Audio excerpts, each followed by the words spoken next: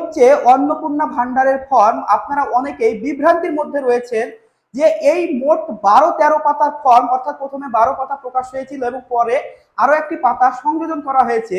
তো এই এতগুলো পাতার ফর্ম আমরা ফিল আপ করবো কিভাবে, বা অনেকেই বুঝতে পারছেন না যে ফর্মটি কিভাবে ফিল আপ করবেন। তো বন্ধুরা, আপনারা একেবারে সঠিক ভিডিওতে ক্লিক করেছেন। আপনাদেরকে আমি স্টেপ বাই স্টেপ সম্পূর্ণ ফর্মটি একেবারে 1 নম্বর পাতা থেকে শুরু করে 13 নম্বর পাতা পর্যন্ত সম্পূর্ণটা স্টেপ বাই স্টেপ আপনাদেরকে দেখিয়ে দিচ্ছি। তো আপনারা সম্পূর্ণ ভিডিওটি শেষ পর্যন্ত দেখবেন। হয়তো ভিডিওটি একটু লং হতে পারে, তারপরেও অবশ্যই ভিডিওটি শেষ পর্যন্ত দেখবেন, তাহলে সম্পূর্ণটা বুঝতে পারবেন এবং আপনি নিজেই ফর্মটা ফিল আপ করতে পারবেন। আর ভিডিওটিকে অবশ্যই একটি লাইক করে দিয়ে অন্যদের মাঝে শেয়ার করে দিবেন, আর আমার পেজটিকে ফলো করে রাখবেন এইরকম ডেইলি আপডেট পাওয়ার জন্য। তো প্রথমে আমরা 1 নম্বর পাতায় দেখব যে সবার উপরে কিন্তু লেখা আছে পরিবারের প্রধানের নাম। এখানে কিন্তু কোনো আবেদনকারী কিংবা অ্যাপ্লিক্যান্টের নাম লেখা নেই। এটা দেখে কিন্তু অনেকে ঘাবড়ে যাচ্ছেন।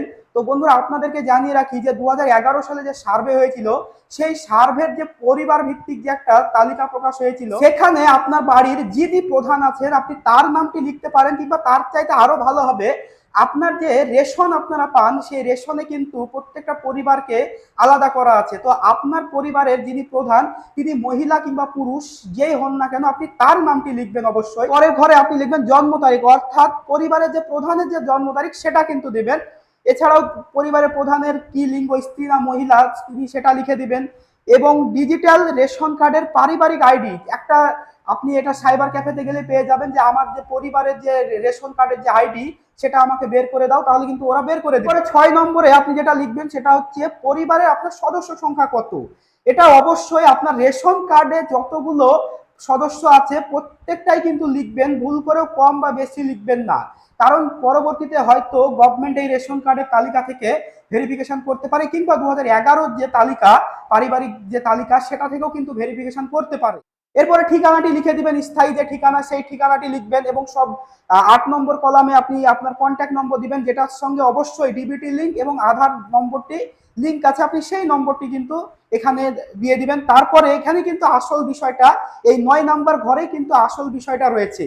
তো এখানে বলা হয়েছে নাম, জন্ম তারিখ, লিঙ্গ, পরিবারের প্রধানের সঙ্গে সম্পর্ক, আধার নম্বর, এক কথায় পরিবারের সকলের তথ্য কিন্তু এই পাশের ঘরে সদস্য 1, সদস্য 2 এইভাবে কিন্তু বসাতে হবে। এবং তারপরের ঘরে আপনারা খেয়াল করে দেখবেন যে অন্নপূর্ণা যোজনার জন্য আবেদন করা হচ্ছে।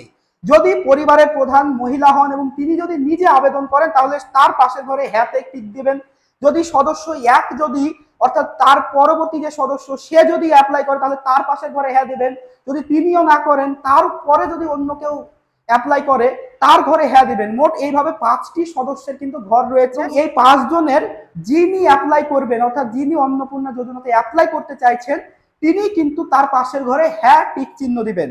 এবারে 2 নম্বর পাতায় আমরা দেখছি যে 10 নম্বরে একটা দেওয়া আছে পয়েন্ট, যেটা হচ্ছে পরিবারের প্রধান এবং পরিবারের সকল প্রাপ্তবয়স্ক সদস্যের ব্যাংক অ্যাকাউন্ট নগদ অর্থ স্থানান্তরের জন্য, অর্থাৎ সদস্য 1, সদস্য 2, সদস্য 3 এবং হেড অফ দ্য ফ্যামিলি, এইভাবে কিন্তু প্রত্যেকের অ্যাকাউন্ট নম্বরের কিন্তু জায়গা রয়েছে, এবং নাম, অ্যাকাউন্ট নম্বর সমস্ত কিছু কিন্তু আইএফএসসি কোড এই সমস্ত কিন্তু বসাতে হবে। অর্থাৎ ডিবিটির মাধ্যমে যে আপনাকে অন্নপূর্ণা ভান্ডারের টাকাটা দেওয়া হবে, সেইটা কিন্তু এই অ্যাকাউন্টগুলোতেই ঢুকবে, অর্থাৎ যিনি অ্যাপ্লাই করবেন তার অ্যাকাউন্টে ঢুকবে। এবার আমরা 3 নম্বর পাতাতে কি দেখতে পাচ্ছি, 3 নম্বর পাতায় 11 নম্বর যে এক টপিক আছে, সেখানে প্রত্যেকের হেড অফ দ্য ফ্যামিলি সহ কি 5 জনের কিন্তু এই জায়গাতে কি দেওয়া আছে, এপিক নম্বর এবং পার্ট নম্বর এবং বিধানসভা ক্ষেত্র, এই জায়গাটা কিন্তু উল্লেখ করতে হবে।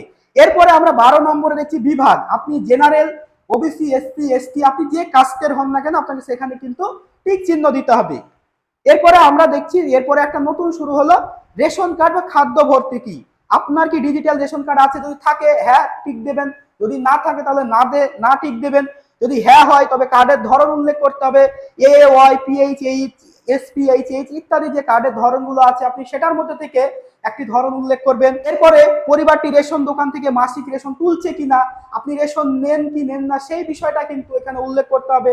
হ্যাঁ হলে হ্যাঁ, না হলে নাতে ক্লিক করবেন।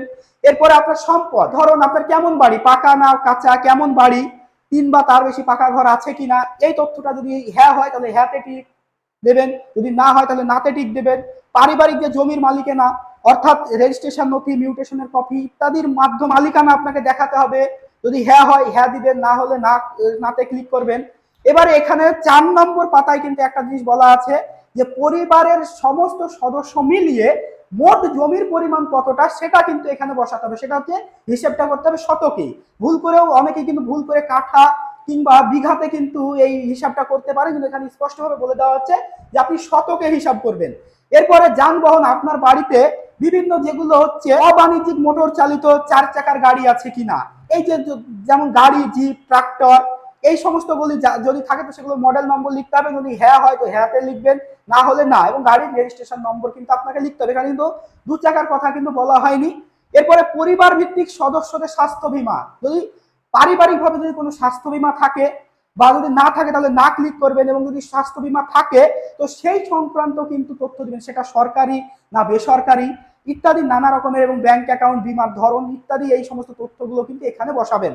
এরপরে আমরা দেখি আয় বা পেশা, অর্থাৎ পরিবারে কে কি করেন, কত টাকা উপার্জন, কি রকম আয়, এই সমস্ত কিন্তু আপনাদেরকে, কোনো সদস্য কি আয়কর বা পেশাগত কর প্রদান করেন, অর্থাৎ কেউ যদি ট্যাক্স দিয়ে থাকেন, বিভিন্ন আয়কর ট্যাক্স যদি দিয়ে থাকেন তাহলে হ্যাঁ লিখবেন, যদি না তাহলে না লিখবেন। এরপরে পরিবারের সদস্যদের প্যান কার্ড যদি থাকে, যদি আপনার হেড অফ দ্য ফ্যামিলি থেকে শুরু বাকি যে 5 জন সদস্য আছে তাদের যতজনের আপনার কাছে প্যান কার্ড থাকবে সেই নাম এবং প্যান নম্বর কিন্তু আপনাকে এখানে উল্লেখ করতে হবে। এরপরে 5 নম্বর পাতায় আমরা দেখছি যে কর্মসংস্থানের ধরন, অর্থাৎ প্রত্যেকে কে কি কাজ করে, পরিবারের প্রধান সহ অন্যান্য বাকি সদস্যরা, যেমন এখানে কিছু উল্লেখ করেছে সরকারি ক্ষেত্র, বেসরকারি ক্ষেত্রে বেতনভুক্ত কর্মচারী, সংগঠিত ক্ষেত্রে স্থনিযুক্ত উদ্যোক্তা, ব্যবসায়ী, মালিক ইত্যাদি। এছাড়া আংশিক পার্ট টাইম কাজ কিংবা অসংগঠিত ক্ষেত্রে কারিগর, শিল্পী, কৃষক, পরিযায়ী শ্রমিক কিংবা বেকার বা অন্যান্য। আপনি কিন্তু এই জায়গাটা আপনার প্রত্যেকটা সদস্য যে যা কাজ করে সেখানে আপনি ক্লিক করবেন, এবং আপনি নিজে যা কাজ করেন অর্থাৎ হেড অফ দ্য ফ্যামিলি যা কাজ করে সেটাতেও কিন্তু ক্লিক করবেন। এরপরে আমরা 6 নম্বর পাতায় চলে আসবো। 6 নম্বর পাতাতে সেই ওই আগের অংশটাই কিছুটা রয়েছে, এবং নতুনভাবে একটা অংশ শুরু হয়েছে, যেটা হচ্ছে পরিবারের শিক্ষিত অর্থাৎ শিক্ষার যে অবস্থা, হেড অফ দ্য ফ্যামিলির শিক্ষাগত যোগ্যতা কত সেটা লিখতে হবে। এছাড়া তিনি শিক্ষিত কিনা, অশিক্ষিত কিনা, সর্বোচ্চ শিক্ষাগত যোগ্যতা কি, এগুলো কিন্তু আপনাকে ইনপুট করতে হবে এই জায়গায়, এবং বাকি যে সদস্যগুলো আছে তাদের প্রত্যেকের কিন্তু এই জায়গাতে ইনপুট করতে হবে। এরপরে 7 নম্বর পাতায় আমরা দেখতে পাচ্ছি যে কোনো সদস্য কি কোনো সাংবিধানিক পদ, মন্ত্রী, সাংসদ, বিধায়ক, পৌর স্থানীয় সংস্থা এবং পঞ্চায়েত সংস্থার প্রাক্তন কিংবা বর্তমান ধারক, অর্থাৎ কেউ যদি মেম্বার হয়ে থাকে, কেউ যদি প্রধান হয়ে থাকে, কিংবা বিধায়ক, এমএলএ, এমপি, যদি এই ধরনের কোনো পদে যদি কেউ থাকে তাহলে তার এখানে কিন্তু হ্যাঁ বা না লিখতে হবে, এবং কোন পদে আছে এবং তার যে সদস্য নম্বর সেটা কিন্তু লিখতে হবে। এবং তারপরে করে কোনো সদস্য কি সরকারি পেনশনভোগী, কেউ কি বাড়িতে আপনার পরিবারে কেউ কি সরকারি পেনশন পায়, অর্থাৎ আগে হয়তো কর্মরত ছিল সরকারি বিভাগে, এখন হয়তো তিনি পেনশন পাচ্ছে, তাহলে কিন্তু আপনাকে তার বিবরণ কিন্তু এই জায়গায় লিখতে হবে, হ্যাঁ হলে হ্যাঁ, না হলে না, এবং তার সদস্য নম্বর কিন্তু লিখতে হবে। কোন সদস্য কি জিএসটির অধীনে নিবন্ধিত আছেন, অর্থাৎ গুডস এন্ড সার্ভিস ট্যাক্স, অর্থাৎ এইটা কিন্তু মূলত যারা ব্যবসায়িক তাদের কিন্তু এই জিনিসটা লাগে, কেউ কি জিএসটি দেয় তাহলে কিন্তু হ্যাঁ বা না, এবং সেটা কিন্তু এখানে লিখতে হবে। পরিবারের মোট বার্ষিক আয় টাকায়, অঙ্কটা টাকায় লিখবেন যে মোট কত টাকা পরিবার থেকে অর্থাৎ হেড অফ দ্য ফ্যামিলি থেকে শুরু করে বাকি প্রত্যেক সদস্য মিলে মোট কত টাকা উপার্জন হয় পরিবারে, সেই তথ্যটা কিন্তু আপনাকে এই জায়গায় লিখে দিতে হবে। অন্যান্য পরিচয়পত্র, এটা মূলত তাদের জন্য, অর্থাৎ সিএএ আবেদনের বর্তমান অবস্থা যদি থাকে, অর্থাৎ সরকার যে 7টি সম্প্রদায়ের কথা বলেছে, এই 7টি সম্প্রদায়ের মধ্যে কেউ যদি সিএএ অর্থাৎ সিটিজেনশিপ অ্যামেন্ডমেন্ট অ্যাক্টের আওতায় আবেদন করে থাকেন তাহলে তার বিবরণ কিন্তু এই জায়গায় দিতে হবে। এরপরে আমরা 8 নম্বর পাতায় দেখতে পাচ্ছি 2 নম্বর পয়েন্টে যে পরিবারে কোন রকমের কেউ কোনো সুযোগ সুবিধা পায় কি, সরকারি সুযোগ সুবিধা, অর্থাৎ কোন রকমের স্কিমের মধ্যে কোন সদস্য রয়েছে কিনা, যেমন কিষাণ ক্রেডিট কার্ড, এছাড়া কেসিসি, এআরডি, শিল্পী ক্রেডিট কার্ড, মৎস্যজীবী ক্রেডিট কার্ড, এছাড়া শিক্ষার্থী ক্রেডিট কার্ড ইত্যাদি। এই ধরনের ক্রেডিট কার্ডগুলো বা বিভিন্ন স্কিমের আওতায় যদি থাকেন তাহলে তার বিবরণ কিন্তু এই জায়গায় লিখতে হবে আপনাদেরকে। আমরা 9 নম্বর যে ফর্ম দেখতে পাচ্ছি সেই জায়গায় কিন্তু দেখা যাচ্ছে যদি এসআইআর 2026-এ নাম বাদ পড়ে থাকে তবে মামলাটি ট্রাইব্যুনালাধীন কিনা, অর্থাৎ আপনারা খেয়াল করে দেখেছেন প্রায় 27 লক্ষের বেশি নাম কিন্তু ডিলিট হয়েছে। তাদের যে ডিলিট হয়েছে এবং মামলাটি আদৌ কি ট্রাইব্যুনালে অ্যাপ্লাই হয়েছে, অর্থাৎ তারা কি ট্রাইব্যুনালে আপিল করেছে, তার বিবরণ কিন্তু দিতে হবে। যদি প্রযোজ্য নয় তাহলে প্রযোজ্য নয় দিবেন, যদি না হ্যাঁ, যদি যেটা আপনার হবে সেটা কিন্তু আপনি এখানে লিখবেন। সামাজিক মর্যাদা এবং নির্ভরশীল ব্যক্তিগণ, যেমন বিদ্যালয়ে অধ্যয়নরত পরিবারের সকল শিশুর বিবরণ, যেমন আপনার বাড়িতে যদি কোনো শিশু থাকে, সে যদি বিদ্যালয়ে পড়াশোনা করে, তার বিভিন্ন কিন্তু তথ্য আপনাকে এখানে দিতে হবে। শিশুর নাম, শিশুর সংখ্যা কত, শ্রেণী, বিদ্যালয়ের নাম, ধরন, সরকারি না বেসরকারি, কোন স্কুলে পড়ে, মাদ্রাসা, হাই স্কুল, কোথায় পড়ে, বেসরকারি বিদ্যালয়, এই সমস্ত তথ্যগুলো কিন্তু আপনাকে এই জায়গায় দিতে হবে। এরপরে 10 নম্বর যেটি রয়েছে, সেইখানে কিন্তু শিশুদের টিকাকরণের বর্তমান অবস্থা। বাড়িতে মোট শিশু সংখ্যা যতগুলো আছে, তাদের যদি টিকাকরণ শুরু হয়েছে এবং সম্পূর্ণ হয়েছে তাহলে হ্যাঁ দিবেন, যদি টিকাকরণ হয়নি অর্থাৎ চলছে, সম্পূর্ণ হয়, তাহলে আপনি সেই জায়গায় কিন্তু টিক দিবেন। এরপরে আপনার যেটা সরকারি প্রকল্পের আওতায় সুবিধা, আপনি কি কোনো সরকারি প্রকল্পের সুবিধা ডিবিটি এর মাধ্যমে পাচ্ছেন, আপনি কি কোনো প্রকল্প যেটা ডাইরেক্ট বেনিফিট ট্রান্সফার, এই মাধ্যমে কিন্তু আপনি কি পাচ্ছেন, তাহলে যদি হয় পরিবারের প্রধান যদি পেয়ে থাকে তাহলে হ্যাঁ কিংবা না লিখবেন। এবং প্রকল্প, কি প্রকল্পে পাচ্ছেন, কিসের টাকা পাচ্ছেন, কোন, এগুলো কিন্তু এই তথ্যগুলো আপনাকে এখানে ফিল আপ করতে হবে। তো এই ফর্মটি এই 11 নম্বর পাতাতেও সেম একই ফর্ম রয়েছে পরিবারের বাকি সদস্যদের জন্য।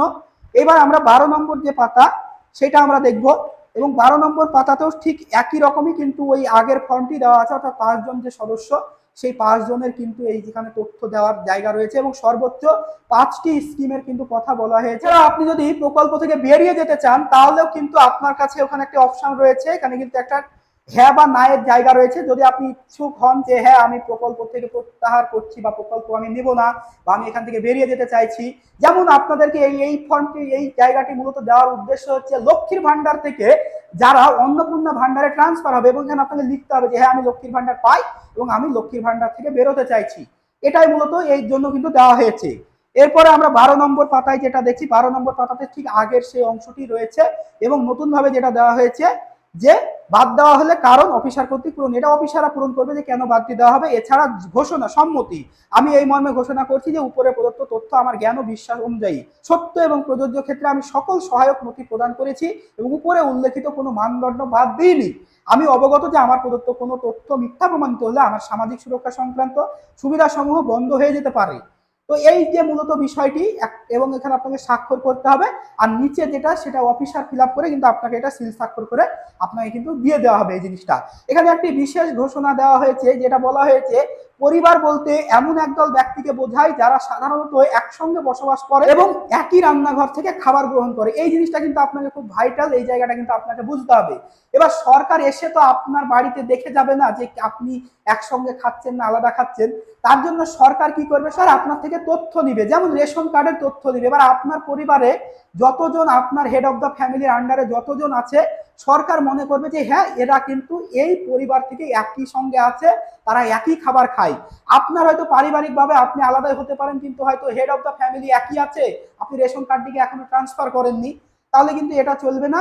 সেক্ষেত্রে কিন্তু বলে দেওয়া হয়েছে যে পরিবারের থেকে যেন একই রান্নাঘর থেকে খাবার গ্রহণ করা হয়। তো এটাই হচ্ছে পরিবার। তো বন্ধুরা, আশা করছি যে আমি আপনাদেরকে সম্পূর্ণ ফর্মটি বোঝাতে পেরেছি। এছাড়াও যদি আপনাদের কোনো জিজ্ঞাসা থাকে তাহলে এই যে আমার এখানে স্ক্রিনে যে নম্বরটি দেখতে পাচ্ছেন, এই নম্বরে আপনারা শুধুমাত্র হোয়াটসঅ্যাপ মেসেজ করবেন, আপনাদের সমস্যাটি লিখে আপনাদেরকে সেটি সমাধান করে দেওয়ার চেষ্টা করব। তো বন্ধুরা, এই ছিল ফর্মটির সম্পূর্ণ বিবরণ এবং কিভাবে ফিল আপ করবে সেটি সম্পূর্ণভাবে বলে দেওয়া হয়েছে। এছাড়াও একটা বিষয় নিয়ে অনেকের মধ্যে দ্বিধা রয়েছে যে আমার বাড়িতে যদি 5-এর বেশি সদস্য থাকে, তো সে বিষয়টা নিয়ে একটি ভিডিও আপলোড করব, কিভাবে সে বিষয়টা আপনি সমাধান করবেন, কিভাবে সেখান থেকে আপনি মুক্ত হবেন।